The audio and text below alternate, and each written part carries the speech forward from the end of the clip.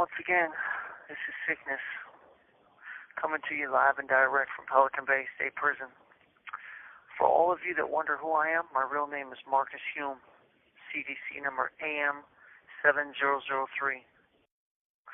So I want to tell you guys about a story that really bothered me. When I caught my murder in 2012, I was in Tracy. Now, I've seen a lot of things in prison, bud, and not too much gets to me and not too much bothers me. This thing really bothered me because it was wrong. Now, I was in Tracy in 2012, and I was in H-Wing. And we were coming in from the yard, and, we were walking back to the cells, back to the unit, and I was amongst a group of wolf pack, and on the side of me was a couple northerners. And at the front of the little group was a young northerner. He was from Stockton, and his name was Gangsta. Now, in front of Gangsta was this guard woman.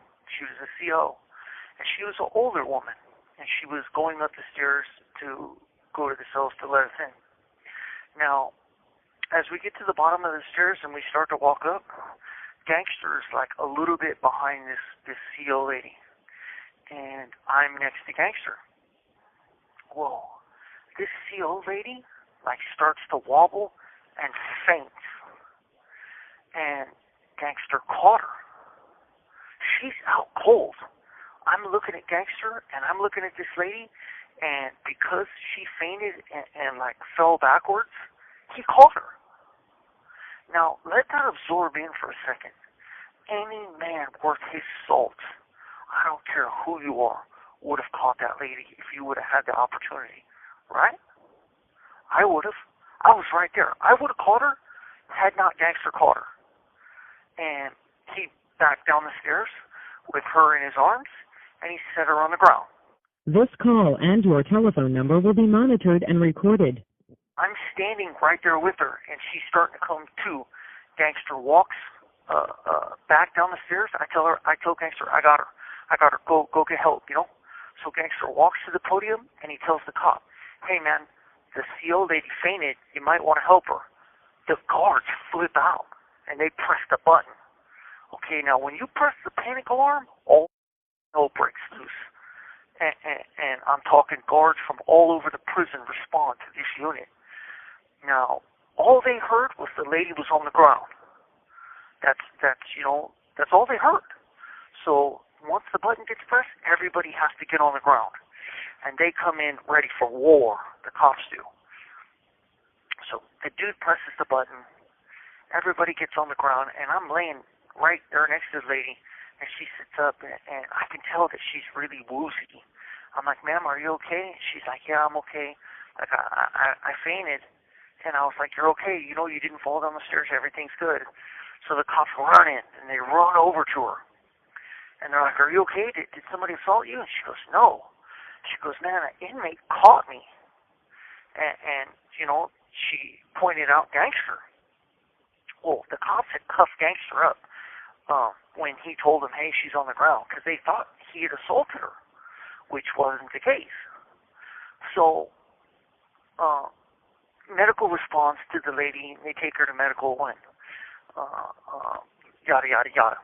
So, the lady, a couple of days later, writes this report. It's called an act of heroism for catching her and not letting her fall down the stairs. And she puts it in his file. Now, because Gangsta is a northerner, his homeboys are tripping on him now. And he comes to my door, and he goes, hey, man, I think they're going to move on me. And I go, why? He goes, because you remember that thing that happened with the lady? And I go, yeah. He goes, hey, man, they're saying that I helped the police, and I should have let her fall. And I was like, what? I was like, are you being serious right now? He goes, yeah, man, I think they're going to move on me. So, I got a little juice. I've been around a long time. I got a little pull with my fellow inmates. So I go do my homework. And sure enough, man, like his homeboys questioned me. They're like, hey, would you mind talking to us? I'm like, yeah, what's up? And the dude that questioned me is like their shot caller. He's like, what happened? And I tell him exactly what happened. And I said, look, man, in my opinion, I would have caught her. I would have caught her had he not. He goes, yeah, man, but she's still a cop. And I go, she's a female, dude. And she was having a medical emergency. Like, think about that. That could have been your mom, your sister, your a family member. And I could tell that he wasn't really responding to what I was saying. Like, he was just nodding, but like he had already had his mind made up. So, fast forward a couple of days later, a homeboy comes to my door, and he goes, hey, man, we got a heads up that the Northerners are going to move on somebody in the yard. Just, be ready. Put everything away and be ready. And at the time, I'm a Wolfpack lieutenant. So I go tell all my brothers, hey, man, put everything away. Northerners are going to move on one of their own. And it doesn't dawn on me that it's this kid, Gangster.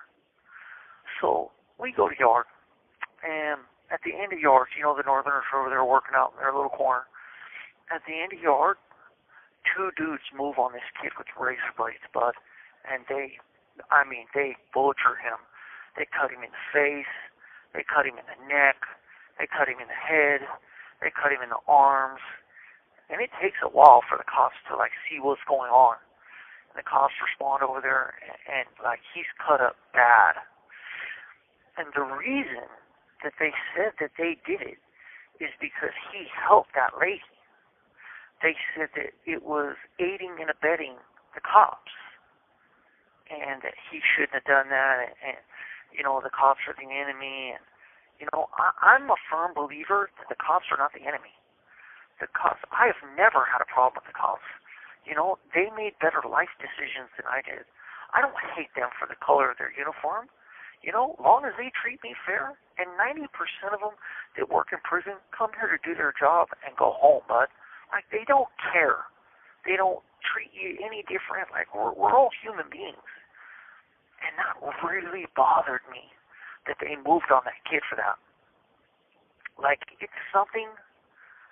I have a conscience, even though I do all the things that I do, and I stab chomos, and I live the life that I live.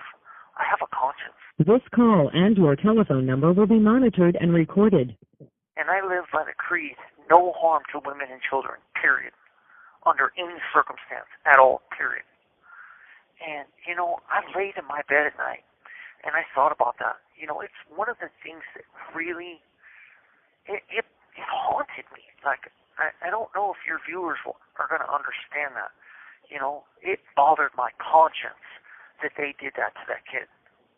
He was maybe in his early 20s, first time in prison, never really been around nothing, and now you got your face all cut up. You got your arms cut up.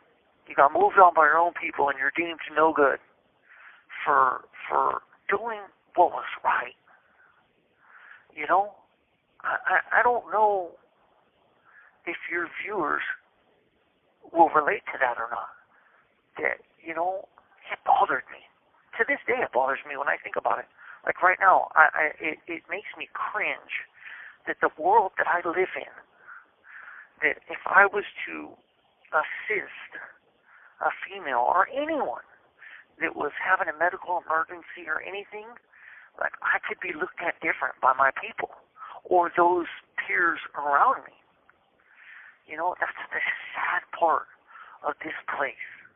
All right, so my name's Marcus Hume, CDC number AM7003, and I want to start this off by saying any one of your viewers that would like to write me or send me an email through jpay.com, include your address, and I will write you back. I will answer any questions you have.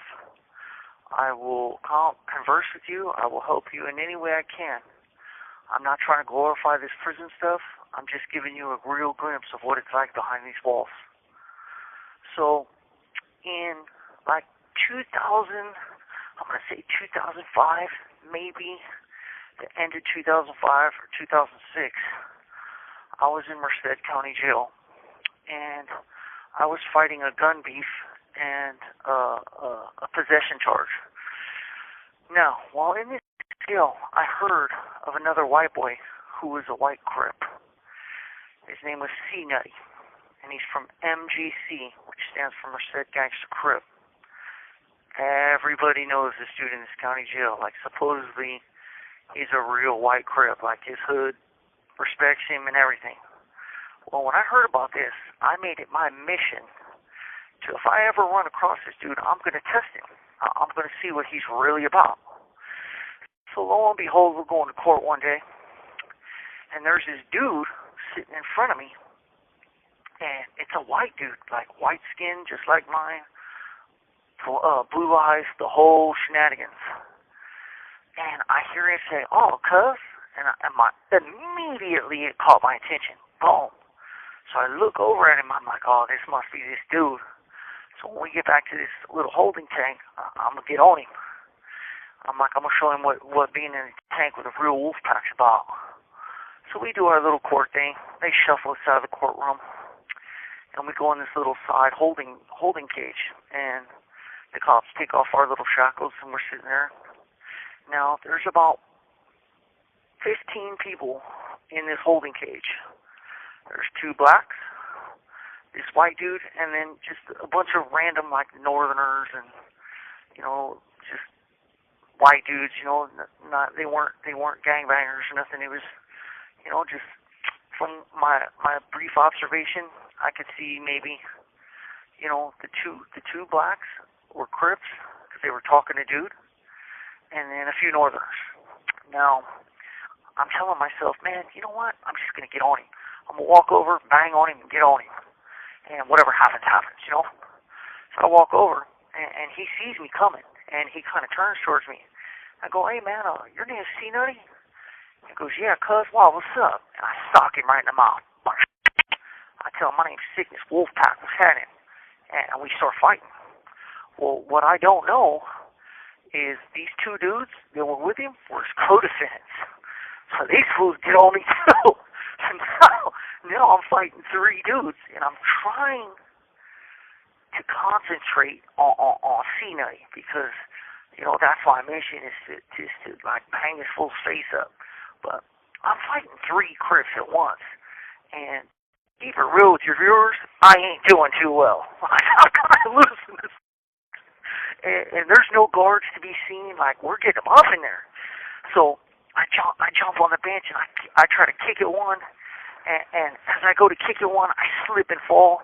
Bam! And the other dude punches me in the mouth. Like, it's not going well, viewers, for your boy Sickness. Like, he's kind of losing this fight in a major way. So I'm fighting. I grab this fool by the pants, and I try to dip him. And as I go to dip him, one of these other dudes hits me in the temple, and I fall down again. But I'm going for everything I know. Like, might as well make it worth it because I'm going to the hole. So I'm in there fighting. When it's all said and done, he's got a few marks on his face, but I'm busted up. Like my nose is broke, my lips split, my eyes swollen, my ears bleeding. Like, Sickness did not fare too well. And that's how you know Tony's little site is real, and these are genuine stories. Because I could have lied and been like, "Oh, I whooped all of them, and I was super wolf packing." Like, I put it to him, no, that's not what happened. Like, I got the dog crap beat at me. But, so the cops run in there, they separate all of us, we go to medical. Now, they're like, damn you, you're always starting something. You're going to add seg. I'm like, all right, This call and your telephone number will be monitored and recorded. It is what it is. So I go to add seg. These dudes, I guess C Nutty had been in a few things also, so he's going to the hole too, and one of his co-defendants. So we get to the hole, and we're in downtown Merced County Jail, and right across from me is these dudes. It's this little C Nutty and his co-defendant, and then it's just me and my cell. They're like, "Hey man, they're talking mess to me. They're cracker this and cracker that. This is our county jail, and Merced Gangsta Crip this, and I told C Nutty, I said, I'm gonna see you again, stud. I promise you.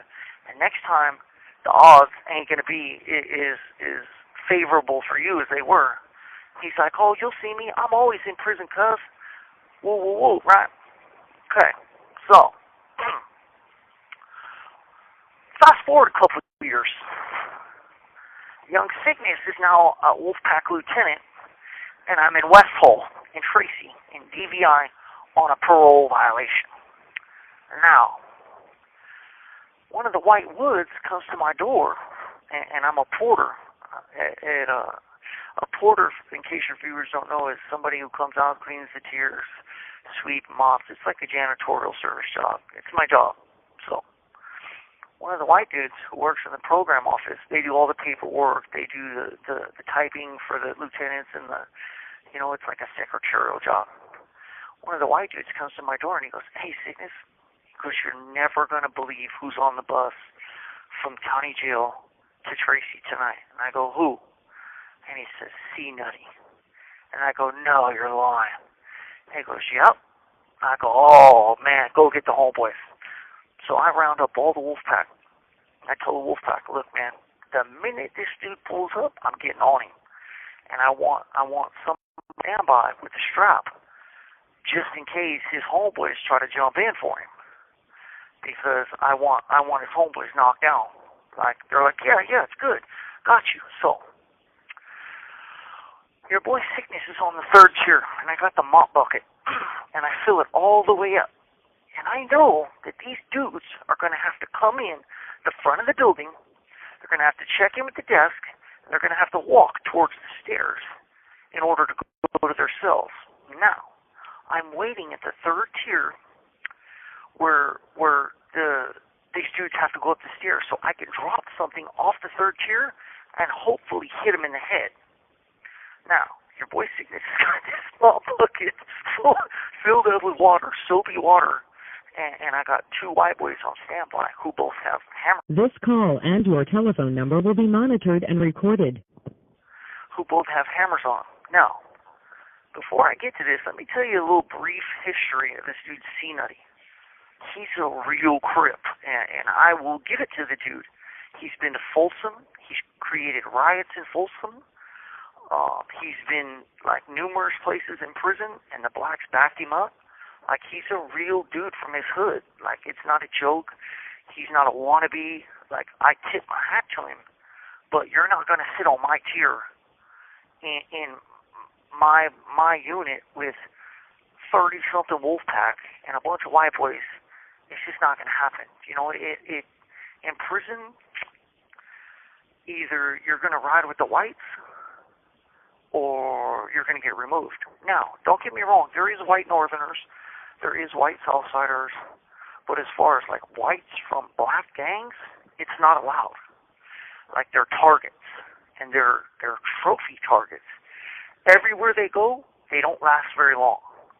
But the ones that are really about their business know that they're not going to last. So they try to make names for themselves by kicking off riots, by going out there and targeting big-time white boys with big-time names. Like, and this dude C Nutty is one of those dudes. So, let's fast forward to the good stuff. I hear the keys at the gate at the front of the West Hall building, and they're letting dudes in to come to their cells. It's about, I'm going to say 4 o'clock in the afternoon. Now, he's got kind of longer hair now since the last time I seen him. I'm on the third tier, and I tell my homeboys, look, man, no matter what happens, let it go one-on-one as long as you can. But if somebody else jumps in, then handle your business. Blast them. They're like, all right, man. They're like, you sure you want to go one-on-one? I'm like, yeah, it's a matter of principle now. Like, I want to show him that I can fade with him one-on-one. So, they're like, you're really going to try to hit this dude with the mop bucket? I said, you damn right. Like, they smashed me in that county jail tank. You know, I'm going to get my run back. They go, man, you know you might kill him. I'm like, nah, I just might maim him a little bit. You know, like, I might break his arm or break his leg. So, here we go. The dude's walking, and as he gets underneath the third tier, I lean out a little bit, and I drop the mop bucket from the third tier. And mother beep if I don't miss this dude completely.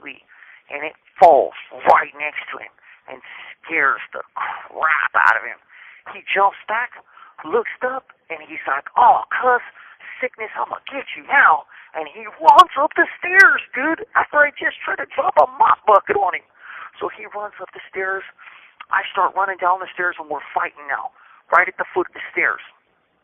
Bing, bing, bing, bing, bing, bing. And I'm giving it to him, bud. You know, I've been working out. Got a little size on me. I've been here for a few months, and I'm smashing this dude. And all of a sudden, I slip into freaking mop water, dude.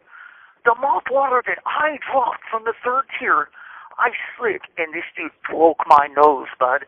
As I went to one knee, he smacked me right in the face. Bam! And blood goes everywhere.